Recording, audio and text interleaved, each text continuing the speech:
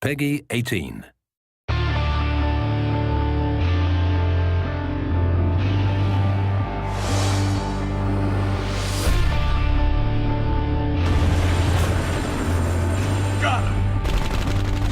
Spec Ops: The Line is a third-person military-themed shooter with a focus on a dark and mature narrative, which follows a squad of Delta Force operators into Dubai on a rescue mission.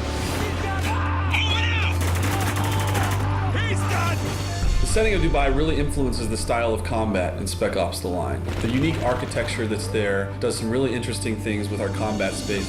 We draw a lot of inspiration of the way things were built there, like the scale is just really over the top. And as an art team, we use that to translate it into our game environment. So all the spacing is bigger, everything is a little bit more grand and spectacular.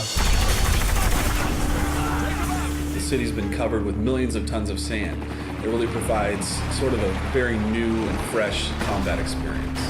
One of the elements that's very interesting is the fact that you're quite often walking on what you perceive to be solid ground, but actually you may be walking on a dune that's covering a 30-story skyscraper. During combat, you have to constantly be thinking about where you're standing and where you're located, and you may even tumble through a skylight in a building into an entombed space that's been covered by sand.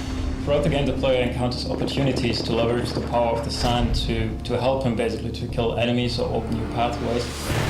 Basically see sand piled up behind a window, and you shoot the window and sand comes pouring out. So there's a number of locations in the game where out of the narrative grew an opportunity for us to let the player make a choice. This is a test. Yes, it is. The civilian on the right stole water. The capital defense. The soldier on the left was sent to apprehend him, which he did, killing the man's family in the process.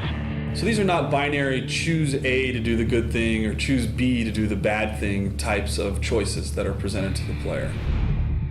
When you make a decision in the game, what we wanted to achieve is that you sit there and you really question your own moral and you question your own values. Wow. What happens in Dubai stays in Dubai. After a battle in Spec Ops: The Line, there's rarely a situation where all of the enemies are dead. They're typically laying on the battlefield, bleeding out in horrific pain and agony. The player can choose to react to that in a number of ways, and one of the ways that he can do that is by utilizing executions and executing those enemies.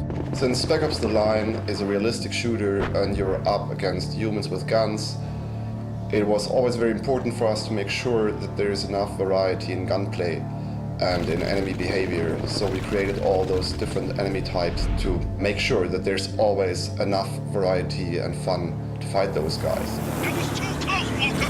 Take this guy out! Is that all of them? I think we're clear. What about the civilians?